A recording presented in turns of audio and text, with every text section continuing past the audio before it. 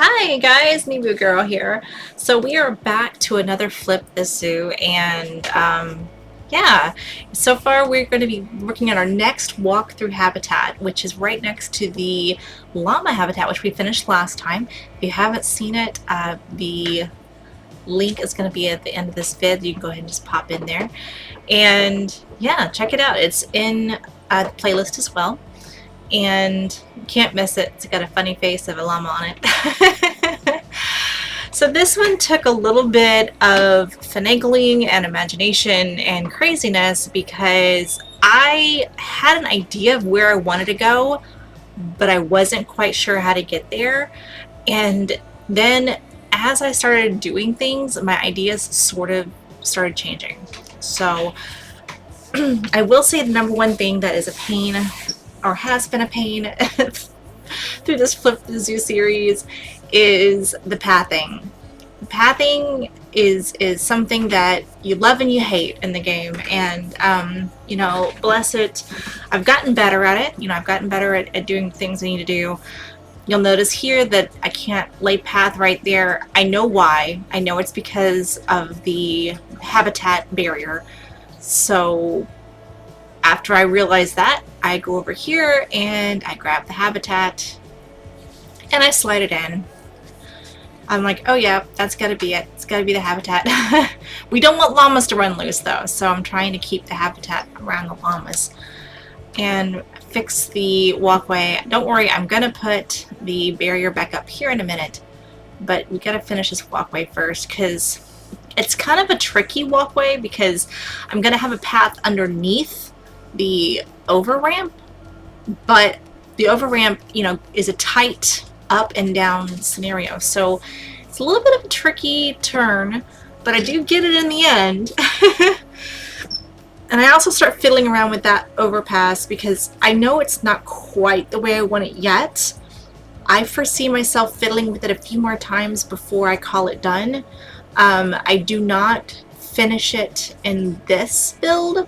I just fiddle with it a little bit just to make it a little bit better, more geared toward what I was wanting.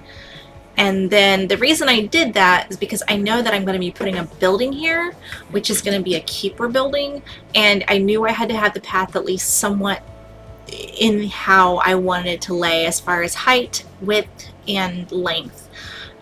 Because once I put that building up, I don't want to have to move it again because it's, as I said, pathing is a pain. And once you get it just right, you kind of don't want to move it again. You're almost willing to move everything else in the world besides that pathing. So you'll see me just kind of throw together the building here, the keeper hut. I'm going to start trying to put a keeper hut at least attached to every other or at least a few of the habitats, simply because it's the distance they have to go to take care of the animal is shorter.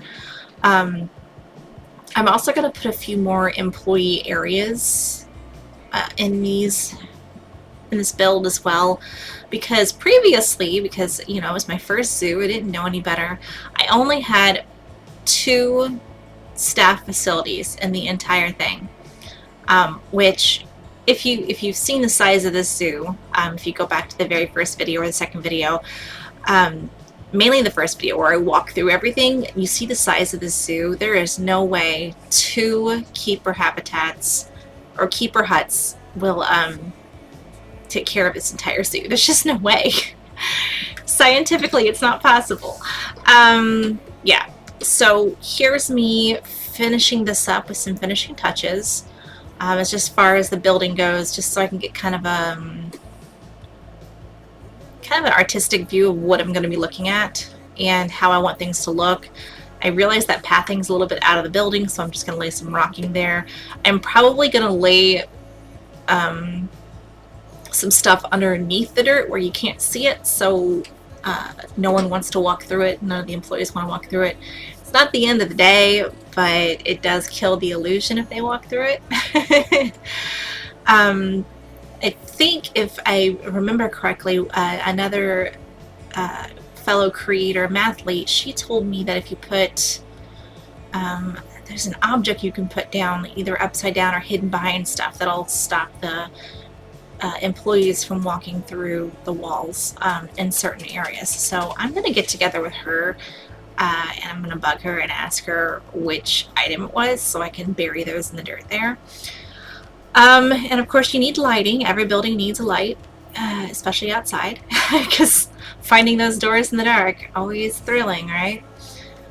So it's just a little bit of finishing touches for this area because I don't intend on coming back to this specific building once I get the roof on and get it laid out, because I have so much more that I want to do with this habitat. I didn't want to spend a lot of time doing this building, so it's a very basic building. I decided that the four-corner basic pyramid style was going to work great.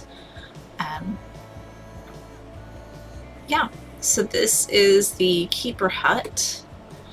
And I realize now that that one wall is not going to work, so I just finish that up and I take that wall down and add another workaround. Because, as I said, pathing is a pain. When we say it again, pathing is a pain. So I had to think outside the box on how to get that specific door to attach to this hut, this house, without bringing the hut further out, which I did not want to do.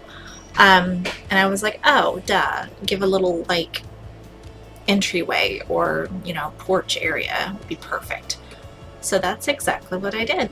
I just covered up the spaces that weren't going to be seen and put some wood on it to match the rest, and Bob's your uncle. And then I think I put a cap on it. If I didn't, I'll put a cap on it later. Nope, didn't do that. Alright, so I'll have to go back and finish that later. And then I realized that electricity is needed because, once again, I know a lot of people build in sandbox mode, but this is me flipping my very first franchise zoo. If you've missed the previous videos, which I do recommend going back and seeing because there's some amazing stuff I've done so far. But basically this is franchise mode, so I do have to keep an eye on the money. I have to keep an eye on everything, but I also have to I have to have all of the power on, the water on, everything, because it's franchise. I can't opt to turn that off, which is, you know, a very nice perk to sandbox, is you can turn all of that stuff off. You can turn off aging, you can turn off money, you can turn off electricity needs, power need, water needs. You can even turn off staff needs, like all staff is constantly happy. Honestly, I like the challenge, so even I'm kind of happy I'm doing this in franchise mode. It's easy right now because I'm still in the beginning stages, but if you guys have seen the size of the zoo, you know that it's going to get more complicated as we go on, as we get into more habitats and more habitats, because I'm pause building. I'm not play building, which means no money is accruing while I'm doing these builds. Which is eventually going to become an issue. Right now we seem to be pretty good. We're still in the green. I think next episode I'm going to do maybe maintenance and show you guys how I care for the animals and how we're keeping the animals that are probably in horrible conditions more in decent conditions while we wait.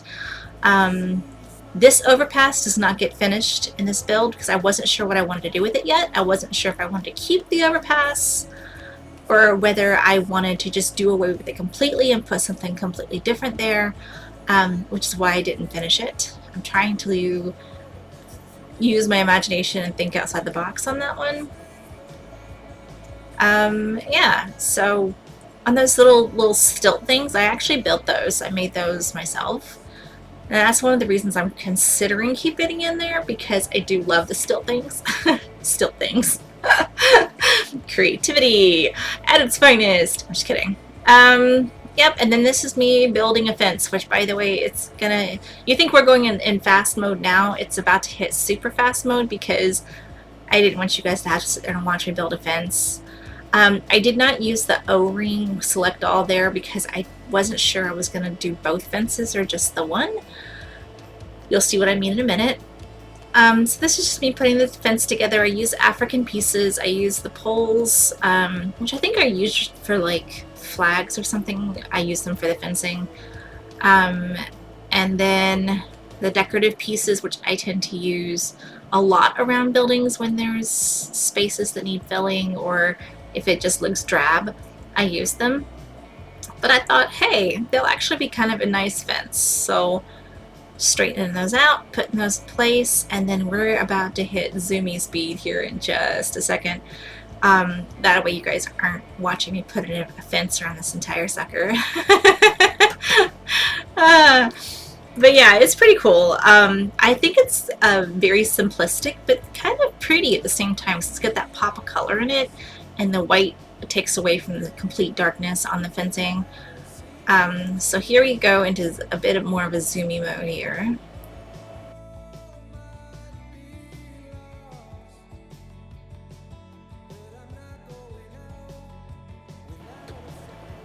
And it's like an uber zoom mode. That is just while we're getting the fence put into place. And ignore this part a bit. It's literally just me making things match the entryways and getting all that correct.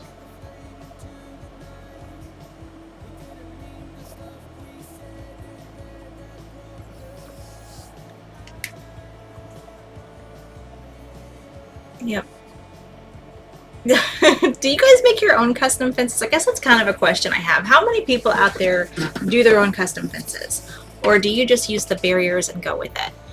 I'm kind of trying to decide if I'm going to do that the entire series, is make all custom everything, or if I'm going to have areas where it's using barriers, using some of the barrier work. Because like the hippo habitat, it's using the barriers that come in the game, and I don't know that I want to change it. I like the way that habitat looks, so I think that might be one habitat where we end up keeping the barrier that comes in game, which there's nothing wrong with that, by the way. Nothing whatsoever with using the barrier that comes in game. Sometimes I just like to think outside the box and come up with something a little different. And I figure these walk-in habitats, people are going to be, you know, up and close and personal with these habitats, so I feel like they really need that special touch of uniqueness outside of just normal barriers. Speaking of walk-in habitats, the next habitat we're going to have to do is the Indian peafowls, I believe. And I'm kind of wondering how I'm going to work that out. If you guys haven't seen it, it's that maze-looking fence, you know, the hedge fencing. I don't know if I should keep the hedge fencing or if I should move beyond it. Part of me has even thought about doing like a partial like maze, like not a maze, but like a kind of a cute footpath type situation for the birds to kind of meander through. Because right now it's just kind of plain, and I thought maybe the birds would enjoy meandering through some maze work. And now we're going to go back to fencing, and it's going to get a little bit fast again. So I'm just adjusting the barrier and laying out the fencing of how it's going to be. Now granted, the barrier, if you're newer to the game, the barrier can totally go out where the guests are and go way beyond the fencing. As long as it's circling them in some way and they can't get past the invisible barrier, then it's fine. Yeah, so just laying down the fencing, getting all that put in order, and realized that we have to kind of go in not a completely straight line because of the overpass and the way it's situated, which does make me wonder if that's going to change in the future, or maybe I could put a feature there or like a pond. I'm not sure what I'm going to do with that area yet. I've got all of these different ideas just swimming through my head, and yeah, things are definitely percolating. And I wanted to kind of match the opening for the fences to the hut there, so I kind of merged things together, made it much more cohesive, and put a little bit of rock work there, and just move these in. And I used the smaller pieces so I wouldn't have to finagle the longer pieces, because that could be a pain. So slight cheating there, but it it fits, and I think it actually looks really good at the end. So then we have to do the middle, and this is going to be two different walkthrough habitats. So instead of a fence, I actually decided let's just do a natural barrier of some rocks. And as we go through the rock work, I'm just going to kind of speed that up too, because otherwise we're going to be watching me place rocks for forever. And it's funny because like anybody that plays Planet Zoo knows that rock work can sometimes take hours. Because it also depends on how intricate the rock work is.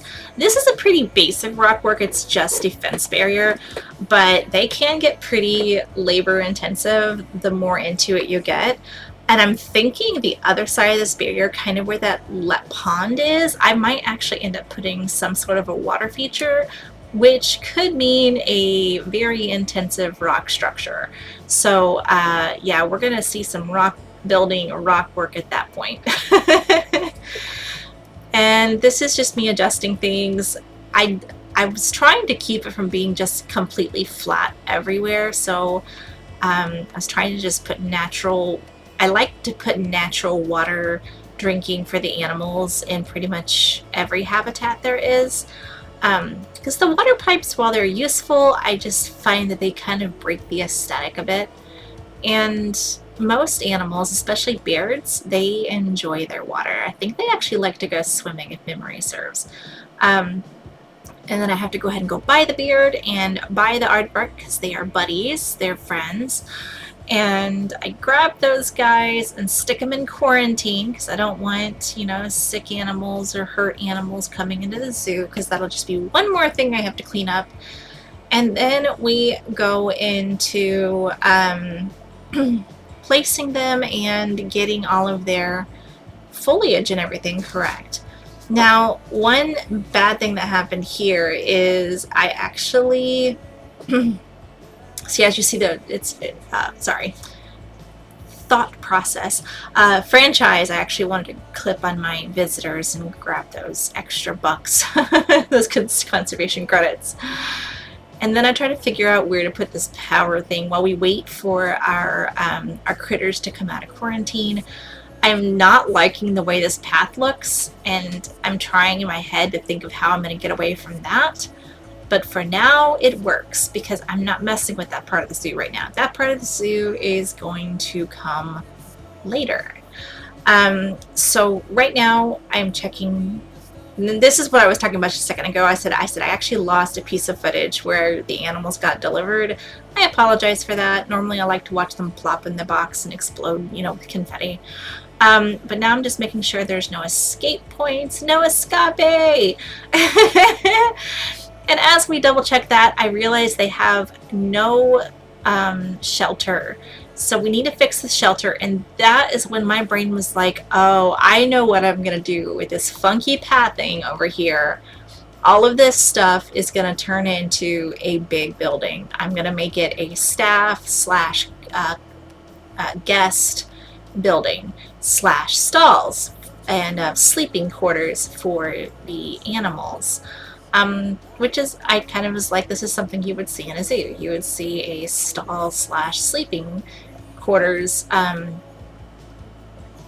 that would be combined with a keeper's hut and a staff building, which is both going to be in this building. And I'm going to keep the food and the drink vendors, and I think there's a hat vendor, maybe it's a balloon vendor there. I'm going to keep them. I'm just going to rearrange them just a touch, and there's also bathrooms there. And then came the roofing, and I kind of wanted to make the entrances to their little sleeping quarters kind of a showpiece in a way. So I put these little circle hut things. I thought they looked kind of cool. And then it's just a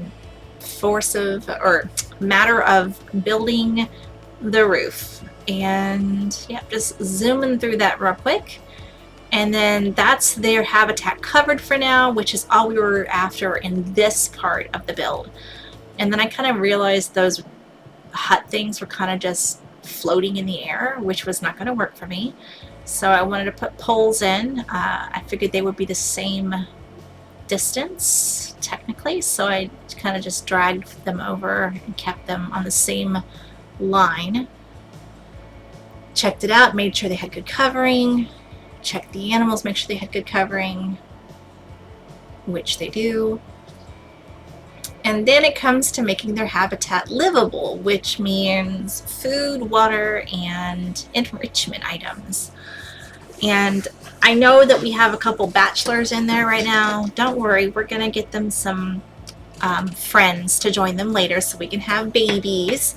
But for now, bachelors work. That, and there really weren't any good ones for sale on the trading post. So I will check again here shortly to see if we can get them some friends in. But until then, we are just going to give their habitat nice. And then I actually remembered, oh, we have natural tree scratching posts. So I got rid of that scratching post, replaced it with a natural tree. And I figured that gives them something they can sink their claws into. And some toys, because I don't know about you, but every time I go to a zoo, I notice the enrichment items that they have, like the toys or the things they rub on or play with. So I wanted to make sure that there was plenty of that. I also like to scatter rock work throughout the habitat quite often. Probably noticed it in the llamas. I think I did that around the pond area. And then, you know, I thought some lily pads would go nicely. And the rest of the foliage work is going to get kind of dropped up in here. And I'm going to zoom through that just a bit. But like, I always try to find some sort of pop of color when it looks like it's just all green or all brown. And little areas where the Bairds can be happy, because if you've looked at the journal, the Baird Tapirs, they really, really like flush green, kind of like jungle, like lots and lots of greenery. So if you think I was going a little overboard, I wasn't, I promise. The Bairds actually really enjoy it. I was putting some trees / bushes around where that power, where the solar power is. It's not a negative thing for guests to experience it, but I mean, I think having it tucked away looks nice and keeps it nice. I was very unsure about this big tree. I was like, oh my god, is this thing too big? So I started circling it and playing with it, and then I realized if I got all the branches kind of where I wanted them, it worked perfectly. And then this foraging box, I mean, I love it. I think it's great, but I also thought it was kind of just a big brown box sitting in the middle of my habitat, so I decided to surround it with bushes and trees and make the Bairds happy. The anteater, I think, in my opinion, would just be happy with all of it or any of it or whatever, but the Baird Tapirs kind of, in my opinion, I think is a very particular creature, so I wanted to make sure they had a nice lush area. After adding stuff and moving stuff around, I double-checked the perimeter to make sure the habitat was still good. And I mean, I think it's looking really good, and I realized, oopsies, needed to put that up. So yeah, so this is our build. What do you guys think? I think it's beautiful. I'm happy with it. This is the before, and this is our after. I love it. I'm so happy. I know it's a little simplistic, but I think it's so peaceful and beautiful, and I think the guests will enjoy walking around it. Look at our little anteater. I mean, that's our Baird. There's our anteater buddy. Drinking some water. I'm trying to get a few angles here for you guys to see.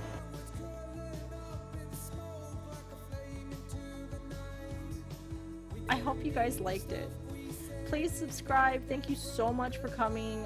Ring that bell. All those really cool YouTube things. And I'll catch you guys in the next one.